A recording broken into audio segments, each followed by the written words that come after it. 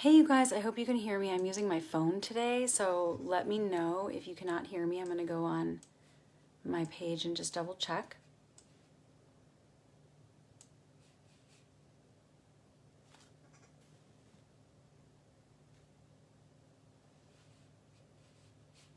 Okay, good. Thank you, Heather.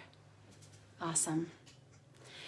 All right, you guys, I'm excited to talk about this today because I know a lot of you that are in this group are in a separation, and you might be in a trial separation, or maybe it's technically not a trial separation. It's like you're on your way to divorce, but you might be still holding out hope for the relationship turning around.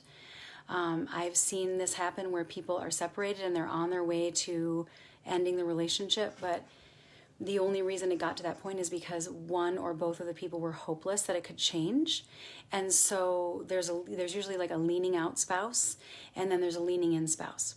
And so this talk is really more for the leaning in spouse right now. Although if you're a leaning out spouse, this is still going to be relevant. You can still apply it. But mostly what I'm really having in mind is the spouse that's like, you know what, we're in a separation. I really want it to work out, but I don't know how to find my footing. I don't know how to convince or get leverage to, build hope again, or to create a new foundation, or to get the other person to see, hey, maybe it's worth working on together before we give up. So because I've seen so many couples in separation during, before, and after a separation, and I've seen a fair number of them get back together because of what they've done during that separation, there are some commonalities among the couples that are able to turn it around, and I want to share that with you today. I want to share what are the top mistakes that people make in separation, and then what are my recommendations for how you can best leverage a separation right now.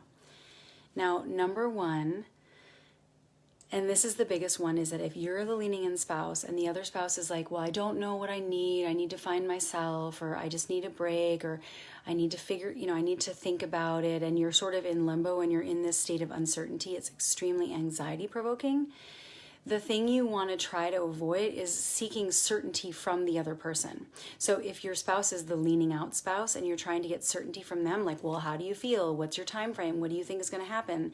Do you think we're going to work this out? Are you really thinking towards divorce, but you're not just telling me? Or, any kind of like trying to get some kind of certainty, especially in the beginning of a separation, is not going to work, even though it's understandable why you would want that. And the reason why is because that's why you're in a separation in the first place. Like they don't have the certainty. If they had the certainty, they would be there with you, right? So maybe they have certainty on the fact that they want it to end and they're not just telling you, but usually there's ambivalence. Usually there's mixed feelings and it's not that simple. And so by trying to get the person who's leaning out to commit to something, or to set an expectation in you, or to reassure you, is really, it's not fair, because if they had the clarity, you wouldn't be in the situation that you're in.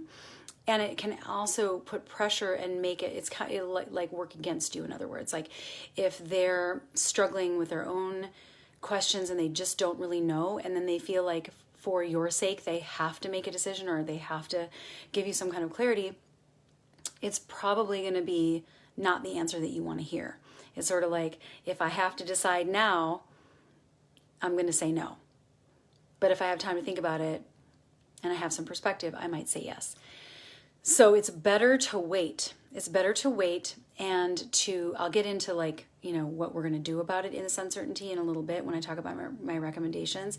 But you have to find a way of letting go of trying to get certainty from them, because they just don't have it. And this type of thing can take a long time, especially if you've been married for 25 years or even 15 years plus, and now you're in a separation. It takes time, not just time, as we're going to get into, but it does take time to implement the things, to get some perspective, to learn some new things, to gain clarity, because it's through actions that we gain clarity. And there's one thing I wanted to mention actually at the outset, which I forgot to say at the beginning, which is that it's not a bad thing to be separated. I believe in therapeutic separations, and I think in some ways it can be really positive, because one of the things that I teach my couples that I work with in the couples cure is the first thing you do is you interrupt the pattern. The first thing you have to do is disrupt the dominant narrative of the relationship and change the story up completely. Like anything different is better. So pattern interrupt is really important, and a separation accomplishes that. If you're in a high conflict relationship, or if you're in a relationship where you've been trying for a long time and you've been doing your inner work and you still don't have clarity, or it's true for your spouse too, sometimes you have to separate so that you're not in the environment that is associated with the story of your relationship. All of the triggers, all of the cues, the environment, the walls, just the setting is an association with the life that you're living in this story of your relationship, that ultimately you want to be able to get your spouse, if your spouse is leaning out, you want them to be able to see that it's possible to have a different story. And sometimes you just have to get out of it and remove all of the triggers so that you can interrupt the pattern. But it's not enough to just interrupt the pattern. Obviously, there's things you have to do, but that can be a really good thing. So that's the thing I just want to instill. This is to instill hope for people that are in a separation. The other thing that I think is a big mistake that people make is that they're waiting. And this is very similar to the idea of trying to seek certainty from the other person. But this is more about the situation and waiting for a sign, waiting for evidence, waiting for something to happen, some external condition to be a certain way before you feel a certain way. Or waiting for a certain condition to be met before then you decide what you want to do. If you want to fight for the marriage, if you want to make some changes, if you want to do the work. A lot of times people will make the mistake of saying, well, if I see that they're saying they're committed, if they say that they're going to want to try, then I will.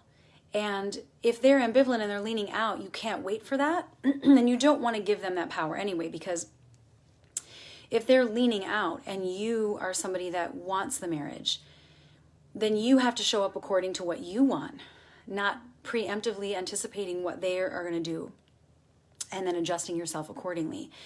You have to be able to just say, this is what I want, and I'm going to show up toward that, also given what is real. If there's like parameters on how much you can talk to the person, if there's parameters on how affectionate you can be, or what the topics of conversation are going to be, which is fine if it's pattern interrupt. But the main thing is that you want to just decide for yourself, like, I'm going to show up a certain way with or without them. And it's not a guarantee, but it actually maximizes your potential. And we'll get into that in a minute. So don't wait for something else to determine. Don't look for the external conditions to give you the sign, to give you the answer, to give you, basically the green light on this work, because you can do the work. You can make the changes. You can change the story of your marriage without the other person. Whether or not they circle back around remains to be seen, but this is a way that you can, exponentially increase your chances. The other mistake that people make is wanting it to go back to how it was, or using language that suggests going back to something. Because the only way that it's actually going to work is if you create something new. You don't want to go back to what it was. That's what got you here in the first place. And so a lot of times that doesn't sound appealing to the leaning out spouse if you're trying to get them to go back in time and remember how it used to be. If they've left, they probably have most of their focus on the negative aspects of your story. So, and there's not much you can do about that, right? You can remember all the good things and be like, but all these good things, right? All these things were so good. How could you throw that away? But if they're at the point of leaving, they probably have some negative narrative and they're selectively focusing on the negative things. So any words or language that you use to imply that you're trying to go back to something, or to recapture something that ultimately wasn't going to go the distance, it's not going to sound appealing to them. And they might not even know why. They might not know why it doesn't sound appealing to them, but you want to really be conscious about, like, what language am I using? Because showing up in the old ways and acting out in the old ways and doing and saying the same things, playing any part in the dynamic that led to the separation in the first place, is not what you want. But that's what people do, right? It sounds obvious, but we all have that streak of insanity where we're going to keep doing the same thing over and over again, even though it's not working. So you have to stop that. And the only way forward is to really conceptualize the old marriage has to die. The old marriage has to die first. And then we can talk about a new marriage and build a new foundation. And that is going to be a much more powerful way of trying to magnetize your spouse back into the marriage or the relationship if you're not married. And then the final thing that I think is a really big mistake is when we try to convince the other person. And this is a losing strategy in general, I think, in relationships, but especially if you're in a separation and your spouse is not really sure what they want, and you're trying to talk them into coming back, talk them into going marriage counseling, talk them into sitting down and working this out. Because first of all, you're trying to pull them in and they're wanting to lean out, and anytime you kind of pull someone back in when they're trying to lean out, they're going to resist. It's going to make the defenses go up higher. And convincing is not a strong position. When you're trying to convince somebody else of your position, it's not a strong way to be. What's stronger is stepping outside of the existing narrative, quietly building something new, showing up differently, and then they feel that, and then they go, okay, I want to go where you're going. I want to join you in whatever you're doing. That's what's powerful. So you want to try to let go of convincing. It probably, especially depending on your dynamics, of course, but a lot of times what that does is it reinforces their ideas about you. That, if you're trying to convince them and you're not accepting what they're saying, they might be feeling like this is just more evidence that this person doesn't hear me, that this person isn't listening, that this person is not really understanding where I'm coming from, and they don't feel heard if you're trying to convince. And then that can work against you because it's just going to be ammo for why it's not going to work. So instead, what I want to recommend for you guys to do is, there's just 3 things, and there's a lot of nuances to these 3 things, but if you can boil this down to 3 things and find what works for you under these categories, you're going to feel more empowered. You're going to feel like you have more power in what you're doing, even though it's a time of uncertainty, okay? The first thing that I want to recommend is that you have to focus on you. You have to take inventory of the ways in which you need to grow and change. Maybe you've already promised that. Maybe you've already said, these are ways that I'm willing to grow and change. And if that's true, then move away from convincing and trying to show them that, and just do it. You know what I mean? Turn inward. Read the books you want to read. Get the support that you need. Do the inner work. And start showing up differently. I think that if you can find certainty and solidity within yourself of what you're doing and why you're doing it, you're going to feel a lot stronger. Another thing that helps in the face of uncertainty is remembering that all new things are created in the unknown. And so if you really are wanting to let an old marriage die and create a new marriage, you have to let go of the certainty of what you used to know and let that die and live in the no man's land, live in the limbo, which is really painful for people. People like to have their ducks in a row, everything fits in, and it's terrifying to be in that weird, just the unknown. But if you can embrace the unknown and recognize, this is where I can create new things, and I get to decide how I do that. I can decide how I'm going to show up. You're going to feel a lot more powerful. Part of focusing on you is also giving space. Give space. If the pattern is that you're the one always reaching out, then don't reach out. If the pattern is that you're the one that's not, because you're avoiding, then try to reach out, But most of the time, the leaning in spouse is the one that has to work on giving space. And so every time you have that impulse to spend your energy, whether that's reaching out to them to talk on the phone, or trying to have a conversation, or even just like ruminating on a conversation that you had, or obsessing on something, if you can take that mental energy and turn it back on the things that you can control, which is, how do I take care of myself right now? What insights do I need to gain? What beliefs do I need to have? What things do I need to heal inside of myself? What part did I play in this separation that this is an opportunity for me to clean house, so that if this person comes back around again, that you have the fortitude, right? You have the fortitude and you have the foundation to support a better relationship. Because what will happen a lot of times is people will separate, they get back together, and it's good for a little while, and then they go right back to their old ways, and then they fall apart again anyway, right? So you have to be ready to sustain the changes that you're making from a place of crisis, so that it becomes deeply internalized. The other part of this is that you have to choose change over comfort zone. And a lot of effort is spent trying to get back into the comfort zone in a separation. And so if you can just say, you know what, I have to prioritize, I have to value my own transformation.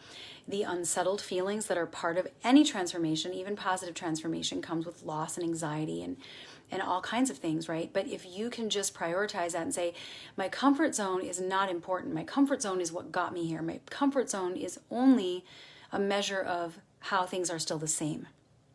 So you have to be willing to embrace being outside of your comfort zone, not knowing the answers, feeling vulnerable, and living there, because that's going to dislodge those old habits, those foundational habits that will sneak in when you're not aware. And that's the perfect time that you can then internalize new beliefs, come up with new habits, because you can't just get rid of old habits if they're meeting a need for significance or if they're meeting a need for connection, even if it's like a dysfunctional way of trying to meet that need. You have to replace it with something new. You have to break the habit, but then replace it with something that is healthy, that you then have as a backup, because the needs still need to be met, but now you can meet it in a healthy way. That's what you should be focusing your time and energy on. The second you notice your energy is like, your mental energy is on the other person, future tripping, recognize it as soon as you can and bring it back to, what am I doing right now in this moment? Because here's the thing, is that people say that when it's like they talk about time, like time is this thing that creates transformation, and it isn't. Time just allows the opportunity for people to do things differently to create the transformation. But if you just wait for time to pass and just hope that, well, once enough time passes, this person will come to their senses, or once enough time passes and we miss each other, everything will go back to normal, you're not leveraging the opportunity that you have to do something now that's actually going to create a change. Because any changes that you make inside of you, not just insights, but energetic change, changes to your subconscious beliefs, healing of trauma, changing your energy to become, let's say if you tend to be really heavy and anxious, if your energy is now turning into something a little bit more lighthearted and trusting and open, that is going to show. You don't have to talk about anything. You're just going to show up differently and create that different lived experience moment to moment, whether it's talking about co-parenting, whether it's talking logistics. You're always going to have an opportunity to exhibit the transformation and create a new experience for them to recognize, oh, maybe this could be different. Maybe I left too soon. Maybe there is hope, right? So that's where all your power is. Time in and of itself is not going to do the trick. It really has to do with what you're doing with that time. And that really speaks to my second recommendation, which is that you want to make use of every single day to show up differently, to show up in alignment with what it is that you're wanting to create. So what that means is, you, like I just mentioned, your job is to create a new lived experience in the moment to moment stuff, even when you're not convincing, you're not talking about the relationship, but you're just showing up differently and you're living those changes. That is your job, is to create a different experience. But it has to be in alignment with what your goal is and what your values are and what the relationship is that you want to create. So one of the things that you can do is develop a relationship vision, and thinking in terms of, what is your ideal? What's your fantasy relationship with your spouse? And spend some time fleshing that out. And then, more importantly, going, who would I be if I had that relationship? How would I show up if I had that relationship? And then the next question is, how do I show up as my best self? How do I have to be able to create and sustain and maintain my fantasy relationship? Because we can't have what we want unless we become the person who can have it, right? You have to be the person first that has those things, because what we have is just an extension of who we are. And that's true for everything. So if you resonate with this, I hope that you are, because there is so much power here that is underutilized, because we are trained to gauge ourselves based on what's outside of us, and to adapt our hopes, our goals to what is real or what is realistic, or what the external conditions would dictate, right? That's what we go off of, and we limit ourselves in that way. So you want to anchor yourself with a vision very clearly of, this is where I'm going, this is what I want to create, and this is how I'm going to show up as the person who has this relationship. this is going to require a lot of self-awareness. It's going to require the willingness to want to heal unhealed parts that got, brought up in the relationship. Most people have some unmet need or something unresolved or some wounding from their history that comes up in the relationship. And if it's in any way sabotaging or playing a part of the dominant narrative of your relationship, then it has to be healed first before you don't have to worry about it anymore. And you can't have that lurking underneath the surface, because unless you've achieved enlightenment and you're constantly in a state of enlightenment, there's going to be times where you have unconscious moments where your conscious mind is not at the steering wheel. And so you have to bring your insights and your awareness into the subconscious programming so that when you're asleep at the wheel, you're still going to be moving in the right direction. You're not going to sabotage yourself, right? That's the biggest thing that I see is people, they want to get back together so fast before they've done the work, and they're going to sabotage it. And it's painful to watch, because they think, as long as I understand it intellectually, I just won't do it again. I just won't do that again because now I understand it. But it's not that simple. You have to actually change your programs, not just an insight. Like, insight is half the battle, and I'm not knocking it. Insight is so important, but it's not enough. You have to be able to create the change through doing. So, what else did I want to say about that? The good news about this is that you get anchored in your identity and who you want to be and your values, and you're not just reacting. You are anchored. So even if you don't get something back, let's say you don't get a lot back from the person and it's very discouraging. Let's say they've had a complaint about you all these years. They're like, you're always so critical, and now you're not critical at all, and you're focusing on appreciation, and you're doing all these things differently, and they're acting like they don't even notice it. Or they're saying it's too late. And so the trick is then to say, well, that doesn't matter because I'm doing this because of who I want to be.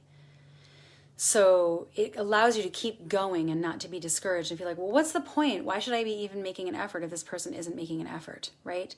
Within reason, though, I say this because, a lot of people want to give up after like 2 months or 6 months. But if you've already been doing this work for several years and there's no turnaround, then that's another extreme. And I'm not saying that I recommend that. I don't think it has to be like that. But I think if you can just remember that, like, even if you're not getting anything back, it's not in vain, because it's practice. It's muscles that you're developing. It's something that you're learning to do for the sake of your identity and for the sake of your values and for the sake of your relationship. The long term, it's a long game, and you cannot expect instant gratification when you're in a separation. You have to live without getting a lot back and look at it as planting seeds. You're just planting seeds until one day they're going to sprout, and keeping faith, right? And that's the third thing I wanted to say. And I touched on this already with a relationship vision, but you have to remember your destination. Keep your eye on the prize is going to help you so much in not throwing in the towel or reacting or acting out with protest behaviors in a way that will only serve to convince your spouse, you know what, it really isn't going to work. See, they keep doing the same old thing, right? So this is what helps, is you keep your eye on the prize. You know what your vision is. You know who you need to be to support that vision, and then you live as that person, right, who has that. You let go of the how. You don't get to control what form things take. You don't get to control the timing of it. You want to let go of the how. And anytime your mind starts to obsess on the how, just let it go and say, I don't know how. All I know is that that's what I'm creating, and I'm not in charge of the form that takes. And what's going to happen is one of two things. Either your spouse is going to feel the changes, they're going to see the light of day, they're going to say, you know what, let's give this a shot, let's get some support, let's do something about this, I want to work on this with you. Or if you keep focused on that destination and you change and you grow and you become the person that can create the relationship of your dreams, and your spouse doesn't rise to meet you there, now you still have the tools to be able to create that with somebody else, and you're still going to have that. So you're still going to get where you want to go. You're still going to have what you want to have. It just might not take the form that you feel attached to it taking, right? And I know that that's challenging, especially because marriage is a commitment, right? So we don't want to throw away a marriage. But ultimately, if you're doing all that you can and the other person just won't come back, then that's just not a choice that you made. You're not the one that acted outside your values. If you're valuing marriage, it can feel like a failure, right? Like, oh, it's not working. But you still were in alignment with your values. It's just the other person wasn't, and they stepped out. And maybe it was too late for that person, or maybe that person didn't share your vision, or maybe they weren't willing to grow in the ways that were going to be required. But there's always hope when you have that vision and you know where you're going and you know what is meant for you. And if you're even still listening to this right now, there is a part of you that wants that knows, like, this is in my destiny. It's in my destiny to have a healthy relationship, to transcend this experience for the sake of having something better. Not to rise above it as you are now, but to transcend it from the place of, like, I have now completely transformed as a result of this experience. That's never in vain. So the inner work that you do during a separation is always worth it, no matter what. And that's a guarantee, like, because nobody ever regrets doing that, because self-awareness and having that is a form of intelligence, it's a form of power, it's a form of strength. That is, you don't really know what you're missing until you have it. And then when you have it, you see the whole world differently, and you recognize the power that you have, and you change as a result of that. Even if, worst case scenario, the marriage didn't work out, you would still feel intact as a human being. You would still have that good relationship with yourself and clarity on where you're going and what you're doing and why you're doing it. And that's the most important thing, because even in a marriage that's not separated, unless we have that connection inside ourselves, we're probably going to be trying to find that with our spouse or through our spouse. And we're going to try to bypass our own inner work and because we're all responsible for our own fulfillment. No matter how much we love each other, our spouse cannot fulfill us. We have to know who we are. We have to love ourselves, and we have to, stay connected to ourselves and our larger vision with integrity. That's the most important thing. And when you have that, you have self-esteem, you have confidence, you have love, because you've let go of the old, you've let go of the things that you were hanging on to. And so you move into a place of, like, because I love myself, I'm able to just share that with other people. You're just looking at the world very differently. And you're receiving everybody differently, and they can feel that. I'm not even talking about expressions of love overtly, but in the receiving of people, in the non-judgment of people, you change everything when you get that right relationship with yourself. So I hope that makes sense. I think that if you can just remember that if it's in you that you desire something, that it's meant to be. And don't give up, and keep the faith, right? Without trying to, force them to do anything. Set the tone and lead the way. Sometimes one person has to be the catalyst. It's not always two people that are deciding together to transform the relationship. A lot of times it's one person deciding, I'm going to clean up my side, I'm going to do what I need to do, and then when the time is right, I will invite them in. And you would be surprised at how often the other person is like, yeah, I am willing to try, because I see changes. And now that I've had some time to think and reflect, if there's love there, most people will want to try again, right?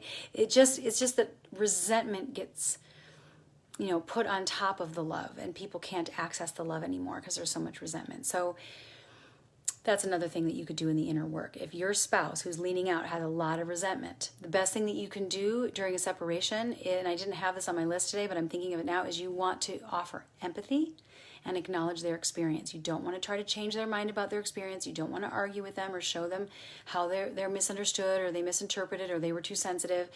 You want to really acknowledge their experience, empathize with their experience, and that will soften them. That will at least allow them to move into healing and, like, okay, this person is acknowledging my experience. I can let it go. And then I can receive the changes that they've made in the present moment. But it's hard to receive the changes someone's making in the present moment when there's lots of resentment. I'll probably have to do a separate live stream on the topic of resentment. But that's it for now. I'm going to look and see if there's any comments or questions. Hi, Kristen. Hey, Jennifer, I know the resentment is the hardest.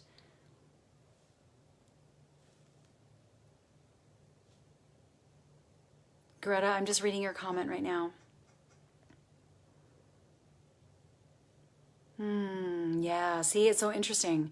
You can be leaning in and feeling it's not going anywhere, and then finally when you lean out, then they come back around. Like it does work on some level. It's just sometimes it takes too long, and then one person, it might just be too late at that point, and that's the part that we can't control. But if it's not too late for you, then keep going. No one can decide for you when it's too late for you. Yeah, and I guess the work remains to be seen for your husband, Greta. Let him know what you need, and then it's up to him to do that and to seek out the sources, right, that will help him with that.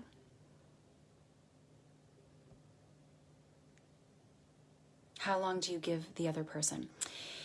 That is such a personal question, and it's such a subjective thing, and it depends on the context. It depends on what you've already been through. It depends on how long you've already been doing it. And it depends on what your threshold is, and what your reasons are, you know. So I hate to give such a contextual non-answer, but that really is the truth. I wouldn't be able to say this is the amount of time to give it. But I will say this. When people are in a separation and they've been married a really long time, it's anywhere from, the fastest I've seen it turn around is 3 months, maybe almost 4 months. And then over a year. It can take a year, you know, so, or more, depending on what actually has to be done during that time apart. And it might be that both of you are doing work individually and that just takes longer. Or it might take that long to heal, or for one person to realize, I don't want to leave. Because sometimes there's a midlife crisis involved. There's other variables that get in the mix. And so it really depends on those things.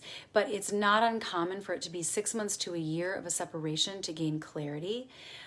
So I know that might seem like a really long time especially if you're the one that doesn't want to be separated and your spouse is like not giving you a timeline. That can be the hardest thing, is like, if I just knew what to gauge myself. Just set your own, you decide for yourself then. If they're not going to tell you, then you just say, I'm just going to give it 3 months. Put it on the calendar and I'll reevaluate in 3 months, you know. And then in the meantime, I'm just going to stick with my plan. I'm going to release needing to know the answers, embrace the unknown for this period of time, and then come back and then reevaluate. And that works for if you're the one that's wanting the separation or if your spouse is wanting the separation. Either way.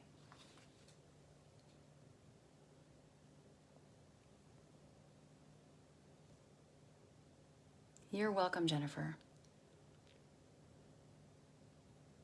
Yeah, and sometimes you don't know if it's too late until you are separated. You might decide when you're separated, no, actually, I'm not done. Sometimes clarity comes from that separation.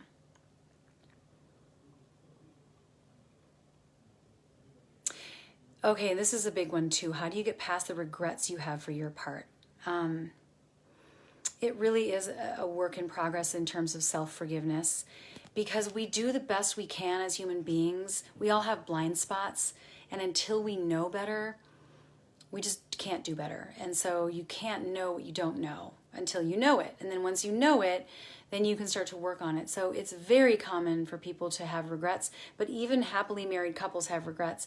Even couples that aren't separated are learning from their mistakes, right? And recognizing that was not the right thing to do.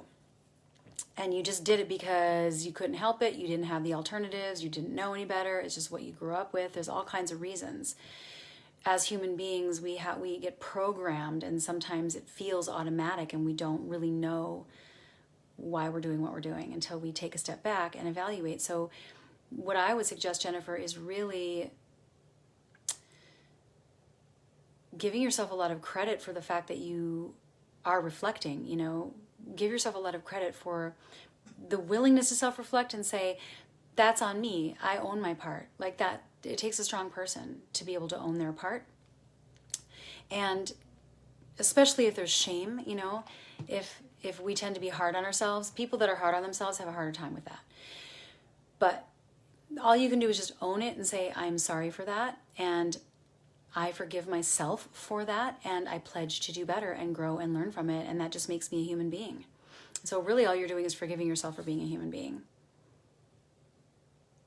So hard to experience, so hard to acknowledge their experience when they won't acknowledge yours. That is true. That is absolutely true. I'm more thinking in terms of like the kinds of couples where the person who's left is the one that has felt unheard for years and years and years. And the spouse that doesn't want the separation is trying to minimize their experience and say it really wasn't that bad, you know, and that just reinforces the reason why they want to leave, if that makes sense. That's awesome, Daniel. That's really great.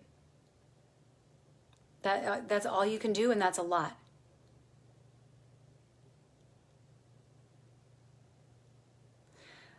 Joe, in terms of when do I ask for engagement again as we continue physical separation? Well, you can ask anytime you want. You can ask for what you want at any time. It depends on what the understanding is that you have. I'm not sure what the status is currently with the understanding that you have. But in terms of like the flight simulator thing, I see what you mean. Yeah, at some point. Okay, well, so the engagement when you're in a physical separation is great for being able to exhibit the changes, to be able to reconnect, to be able to remember why you have the feelings for each other, why you married each other in the first place. That can be a real opportunity. But the engagement can, if you're looking at the engagement as just seed planting and just opportunities to practice what it is that you're learning, you can ask for anything you want. And obviously, want to take into consideration the other person and where they're at, what that would actually look like. Would that be once a week? Would that be like once a month? Would that be just phone calls? Would that be in person? Right? Or would that be just with the family? But you're right, at some point you have to fly a real plane. And so then again, that's just up to you to know, like, how long do I want to do this? But my take is, as long as the work that you're doing is in service of what it is that you desire in terms of reconciliation, then you're not wasting any time. And there's no rush, okay? But if you get to a point where you're like, I don't want to do this forever, not having any idea if it's going to lead somewhere because I want to at some point grieve and move on. People get to a point where they're like, I want to grieve and move on. But I think for a long-term marriage like yours, I think it takes more time, in my experience. Any other questions, you guys?